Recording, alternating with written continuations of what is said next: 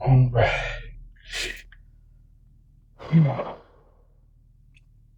Back in this thing. Okay. Let's see what the morning brings here. Ah, a little green light. What is today's date? I don't even know what today's date is. I'm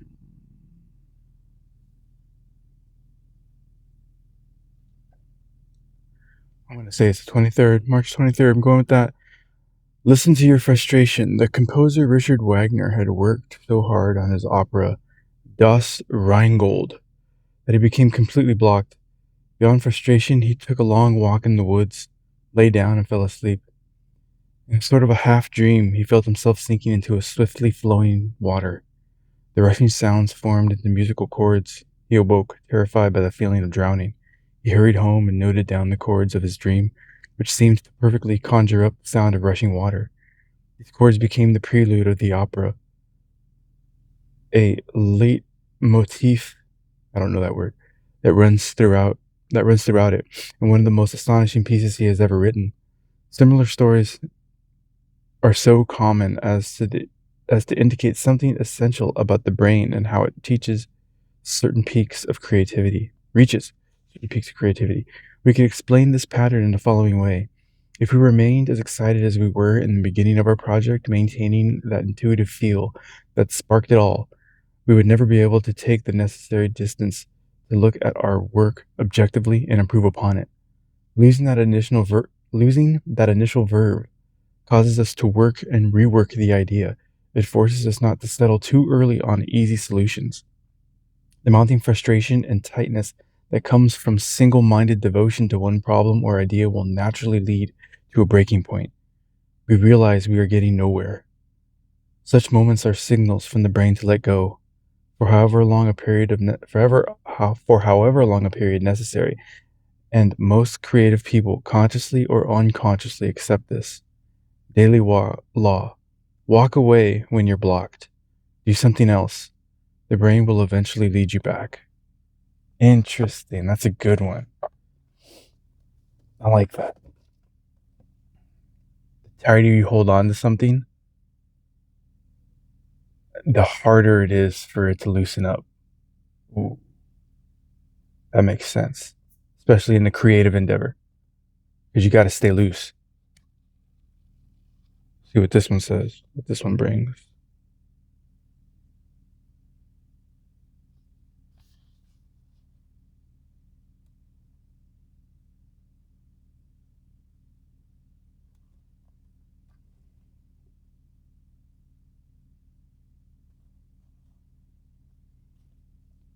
Okay, now mind you, this is a chapter based on deterrence. Deterring an opponent, an adversary, or a threat from attack. Let's see what pops out here.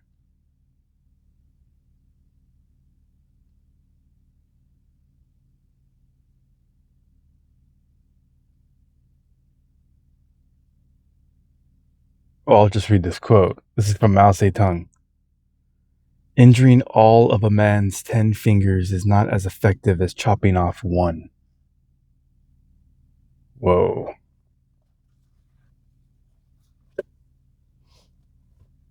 That's rough. Man. Yeah. Because if you injure all 10, then he can't work. You chop off one, he gets the point and get back to work.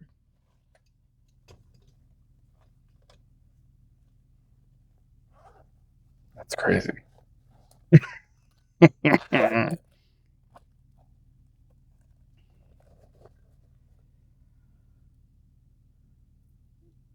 Well, going back to the daily law, that moment of frustration whenever you're on a mission, there will always be moments of frustration over many different things, whether or not you know you're going to be able to complete the task or see the outcome through to the end, because you just don't know. when or where this road is going to take you. Let's go.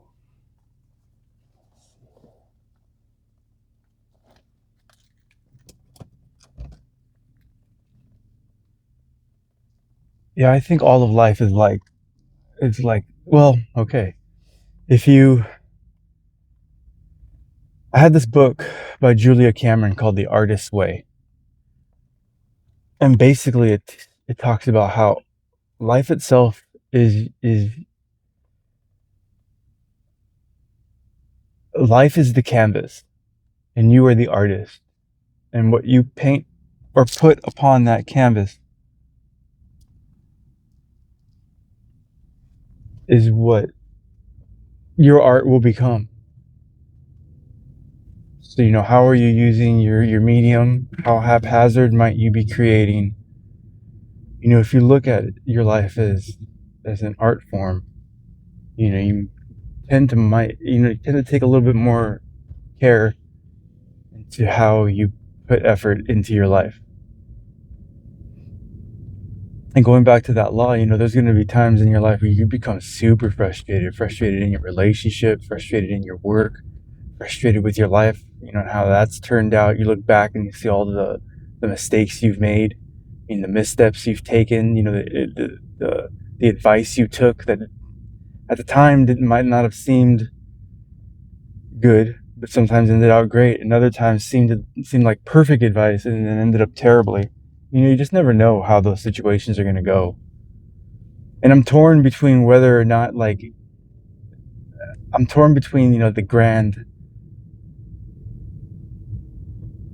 plan in life. Is there like an unseen plan in play that we just don't know about?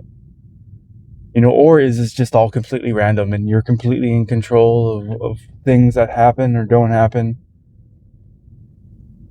But I heavily lean, if not 100%, lean towards the side of there's some sort of grand design at play here. And I only say that because I've seen this happen in my life.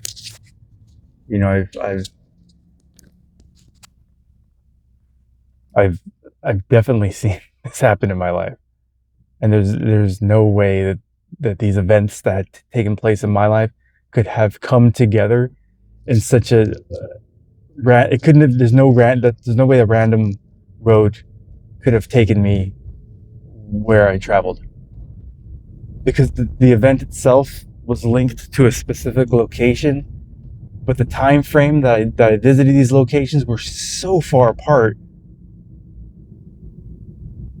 that it seemed, and the second time I was able to visit this location, I had to take such an extreme road.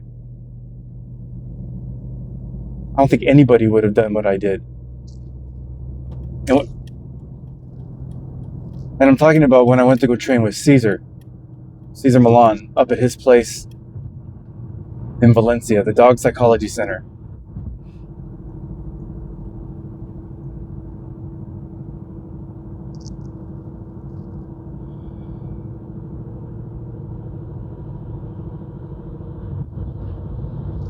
So to tie it into that daily law, man, that's a nice truck.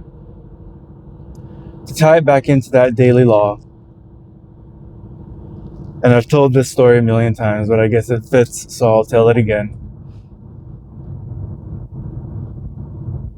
Is I was going through a very crazy life transition, and I had become completely frustrated with my life, because it felt like, I didn't do anything wrong. I was a perfect husband. I was a perfect father. I didn't beat my children. I didn't abuse my wife. I didn't cheat on her. I didn't do any of those things. I went to work and I came home and that was it. I spent all my time with my family. I didn't do anything wrong. But somehow, when I was married, my wife ended up cheating on me, and then pretty much it felt like everybody turned their back on me, and I was like, well, what the heck? How is it that I'm the one made to be like I did something wrong. So I left. I completely left. And this coincided right when I met my woman that I'm with now. I just met her. And there's like all these elements coming together all at once, and it felt super chaotic. So I left. And it was, a wild time. Me and my woman had separated from the job that we were with. And I had found another little spot, just enough to keep money, food and gas in the car. And so we went on a little adventure, and we were urban camping, as I like to think of it. We were just camping for a bit. And that's when we found dogs, because my woman saw that I was just sinking into just darkness. I think in her mind, she was trying to figure out how to, just kind of keep me a little bit more positive and focused. And that's when dogs came into play, especially my mom's dog.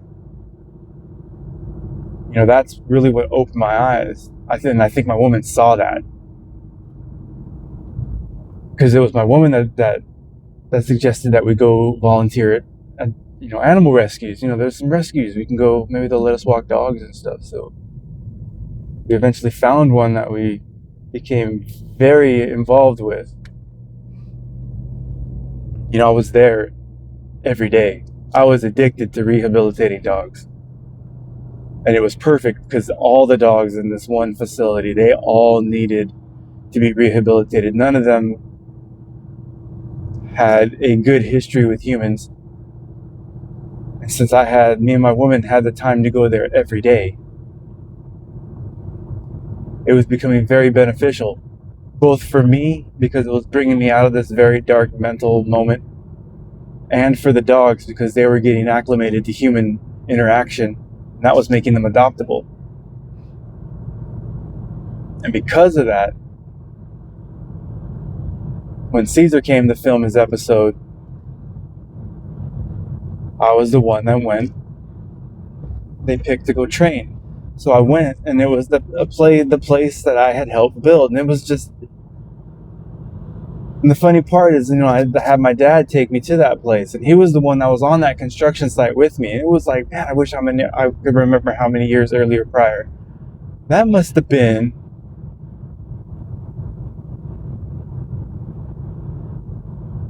I want to say at least 3 years earlier. Maybe 4 years earlier. I'm trying to think. Let's see, I got married in 98, and I was at St. Jude Medical 2005. From 2005, I was in trucking for about...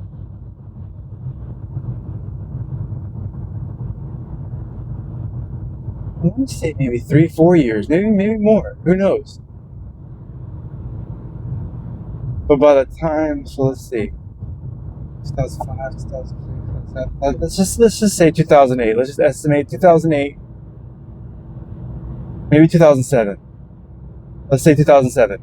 So 2007 is when I ended trucking,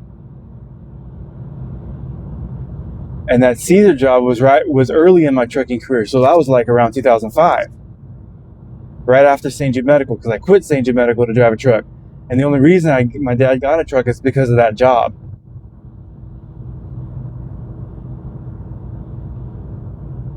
So 2005. So at least, let's say 5-6 years later is when I went back to that job site to see what it was that I helped build. Now, me and my dad was on that job with me. And when he took me up there to go do my training with Caesar, we both looked at each other like, how the heck is this even possible? I was literally there with my mouth wide open like, oh my gosh. No way.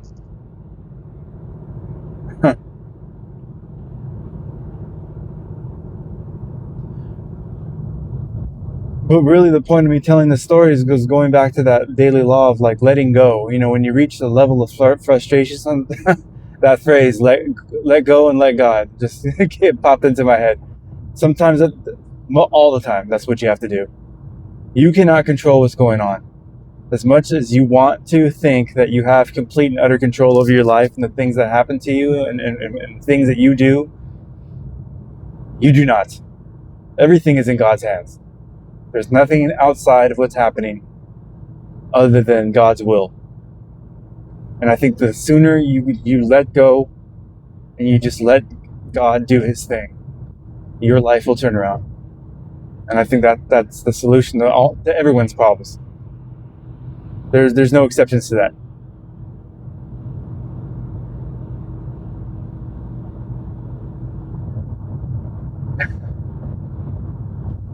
And it took me a long time to figure that out.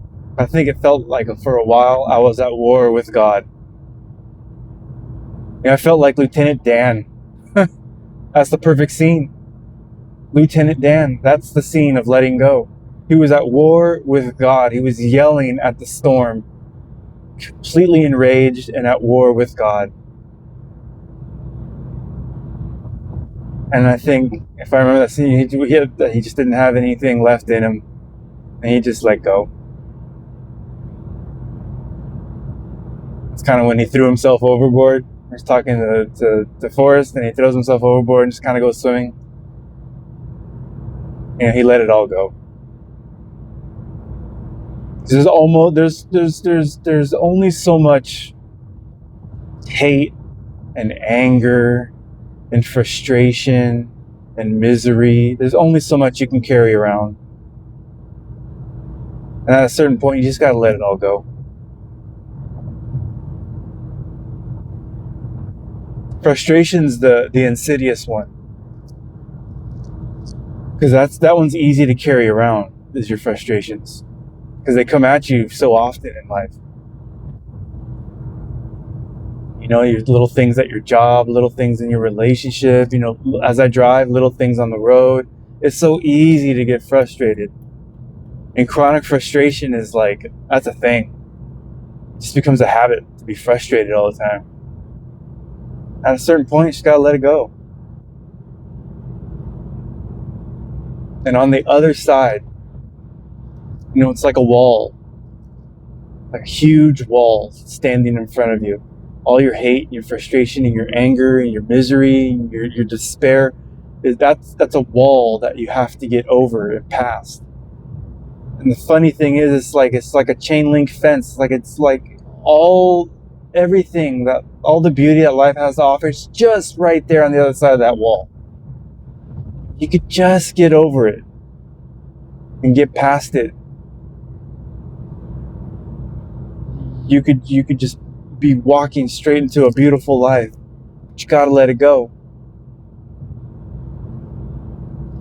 And it's funny because even that saying, let it go. I mean, picture that. You're holding on to it. No one's forcing it upon you. These are things that you're holding on to. And I speak through so much experience. And there's still things I have a hard time letting go, especially, frustrations with my parents, frustration with my dad, my mom, even things with me. Well, although there's very little about me that I have to let go of anymore. I've kind of accepted all the things that I've done to myself. Only because where it's gotten me, I'm so glad that I did do all those things now, because the life that I do have now, I love. I'm very grateful for. And I see how all those things that I did to myself had to happen. If they didn't happen, I wouldn't be who I am now. And I very much appreciate who I've developed into. Because I see the difference between who I am now and who I was before. It's a very different person.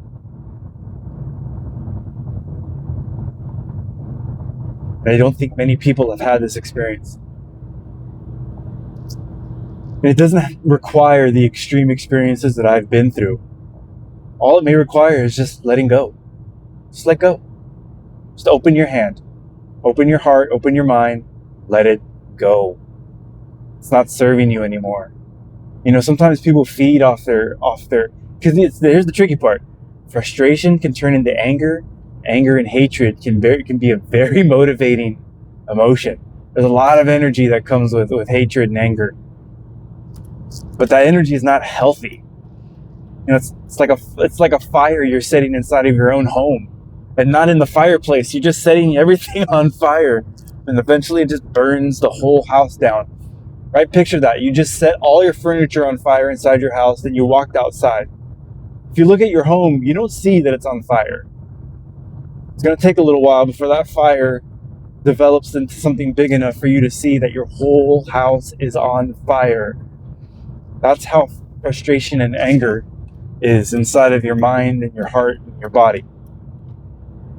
You don't see that it's burning the house down, but eventually you are going to see. That's why you gotta let it go.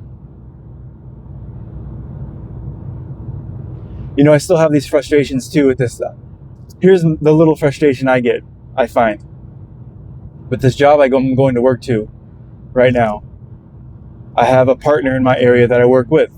You know, we both do the same thing, but he seems more than willing to do a little less than I do. And I have a hard time remembering that that's okay. That's fine. Because, you know, sometimes that little voice in me is like getting frustrated. Like, man, this guy's just letting me do all the work. He's sitting there doing nothing. He's on his computer. He's reading the news, and you know, he coaches, you know, children. I forget what he coaches, but he's looking at their like website and checking out all their stuff. And I'm like, in my mind, I'm like, bro, get to work, man. You know, if you worked a little more, then we could both relax and do nothing. But I have to remind myself, okay, look, this guy's been at this job forever. And he's probably just sick and tired of it and just over it. And just, he's older, a little older than me, not much older than me, but I forget, you know, he doesn't have the mind that I have. And I have to calm myself down and be like, all right, you know what, just let it go. It's not a big deal. You know, in the end, it just makes me look better. I'm doing all the work. You know, if they're going to go by the amount of numbers that each of us put out, I'm doing the bulk of the work. It only makes me look good. But every time I look back and I see him on that computer looking at Little League stuff or whatever the heck he coaches, or he's like reading the news, it's just a little spark of anger is like, come on, man. We're trying to hit a goal. Help me out. So I gotta let it go. Everyone has these little battles. You know, they're all little exercises in letting it go. You know, somebody didn't hold that door open for you, get mad for it, just let it go. Let it go. You don't know what's on their mind. You don't know what's going on in their world. You know, somebody cuts you off on the freeway, cussing them out in their car. They can't even hear you. Just let it go. They're not even angry. You're the only one angry in that situation. Let it go.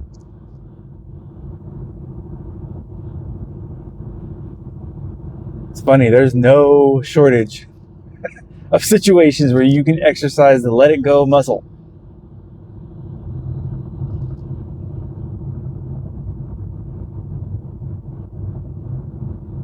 And then the funny part is, once you start to strengthen the let it go muscle, you'll start to see people who are incapable of letting it go. It's funny how that works. Once you work on something inside of you, and once you finally get it, you'll start to see the former you in other people. And you start to see like, oh, I remember being like that. I totally remember that.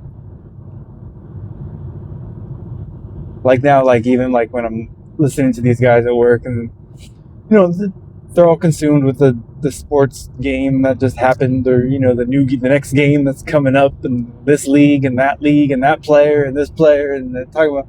I remember being totally that. I'm not saying any of that's a bad thing, but I'm just saying that was a former me that I let go. It's no longer an interest I have in any capacity.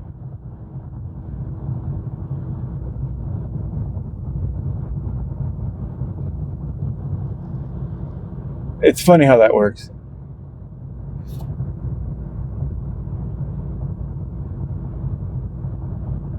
Yeah.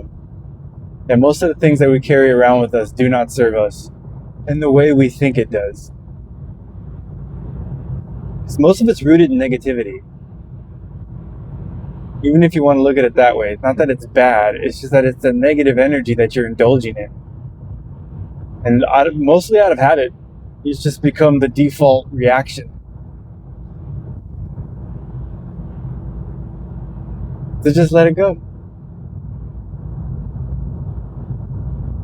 Because the positive energy you can be replacing it with is so much more fulfilling. It just feels good. It feels good to feel good. I mean, think about that. For some people, it feels good to feel angry and frustrated. Not so much frustrated, but for some people who have a quick trigger and get angry, the anger feels good. I know what that feels like, so I know that's true. Especially when the anger is like when you see these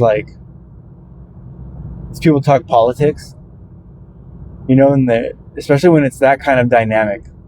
Especially when the anger comes from a position when they think they're arguing something that's right and absolutely true. That's the best example of anger that feels good because you think you're defeating an opponent or something like that. You think you're proving somebody wrong. You're angry, and when I watch these people talk badly about the other side, left or the right, liberal, conservative. When I see them talking, they don't look happy. They don't look happy that they're right.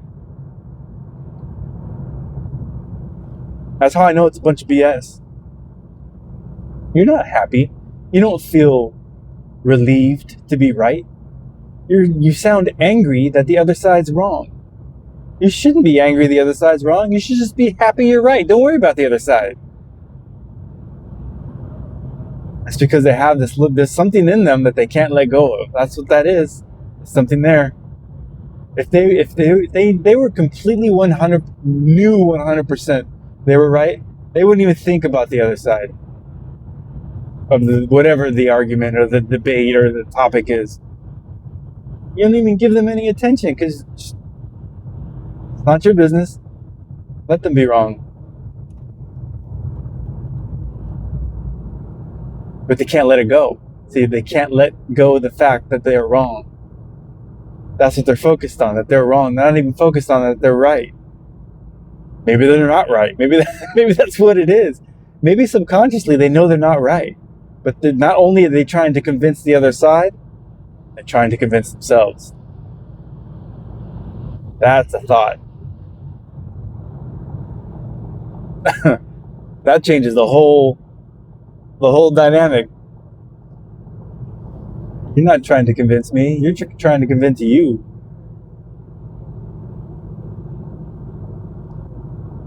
I think that happens a lot of the times now that I just said it.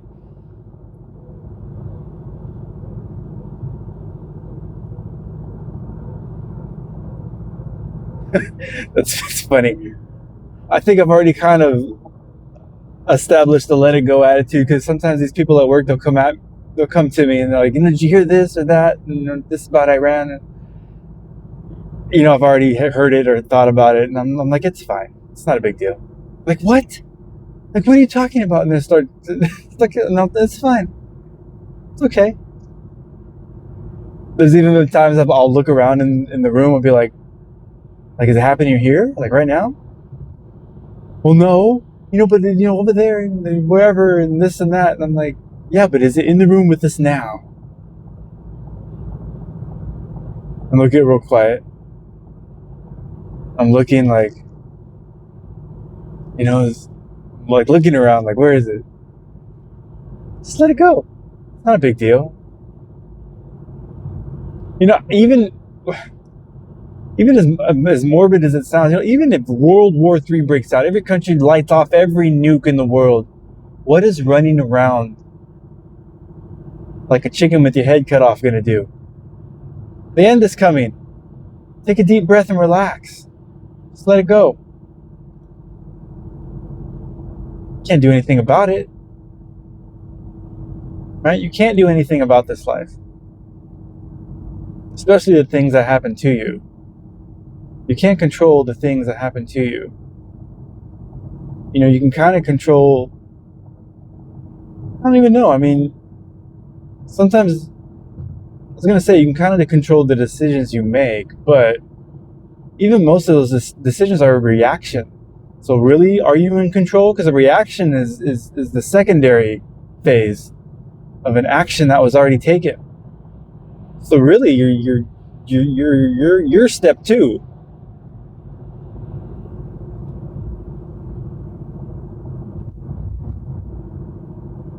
That's why sometimes the best reaction is no reaction. That's the letting go. You know, someone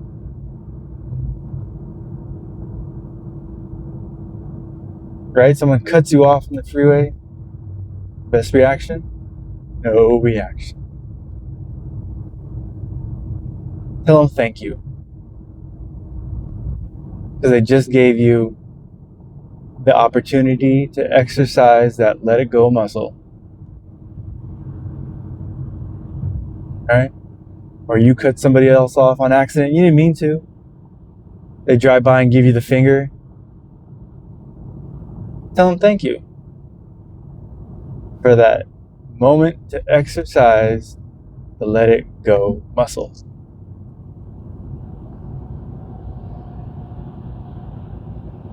Yeah, there's no shortage of those opportunities. That's going to happen to everybody today. And they don't even know it. See, but if you prepare your mind for it, if you start thinking in ways like this, you know, then it'll click in your mind when the opportunity arises. Like, oh, okay. And as quickly as you get angry, you can let it go.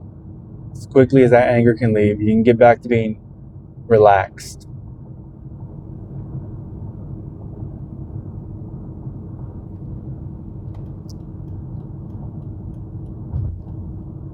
The reason I say relax is like because anger causes tension. You know, your body, you get tense, and the opposite of tension is relaxation. So that would be the corresponding physical reaction to happiness is relaxation, and happiness is the opposite of anger.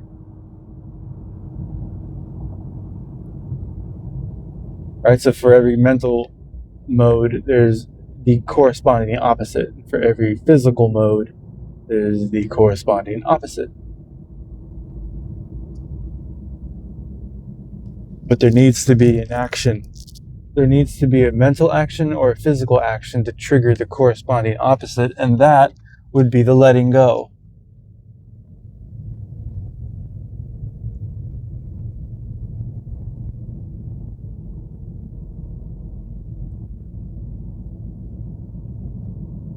You know, even at the end of this day, you know, when everybody's day is over, you go home and no matter what happened during the day, just let it go. Day's done. That page is turned, and the next one's coming. So reset your mind for that. Get relaxed and ready for the next one. Don't enter the next day tense and frustrated and angry and bitter and resentful. Leave that in the day that it happened. That way you can start the next one fresh. And if the next day happens to bring that too, then meet that where it's at. And then when that day is done, leave that with that day.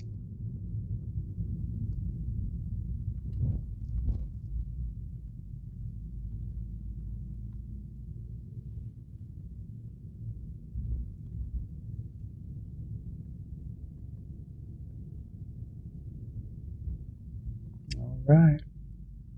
Well, I have made it to my destination.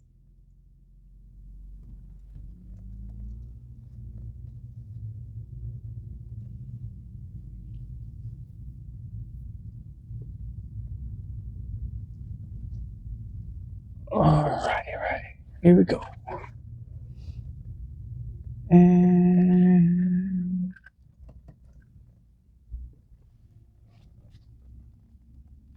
backing it up and boop.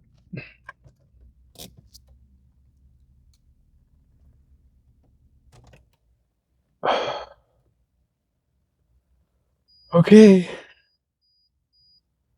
I'm alive.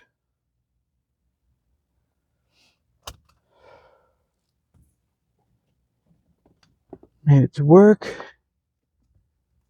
Everything's good. No matter what happens today, I'm going to have a fantastic day.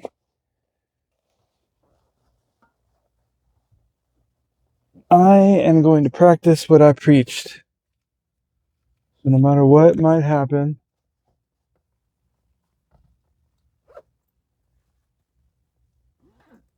if it's negative, I'm going to let it go. Even if it's positive, sometimes it's a good thing to let it go, to be honest. Now that I said that,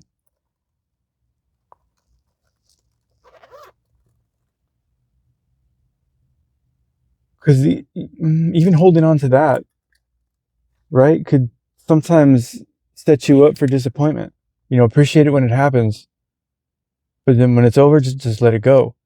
Don't dwell on it, because you may be expecting it to happen again, and when it doesn't, frustration. So I guess it goes both ways. Just enjoy, appreciate, try to turn the negatives into positives. Opportunities for learning, opportunities to exercise that let it go muscle. If you look at it that way, it's not so rough when it happens. Yeah, that's what I would say. All right, let's go to work.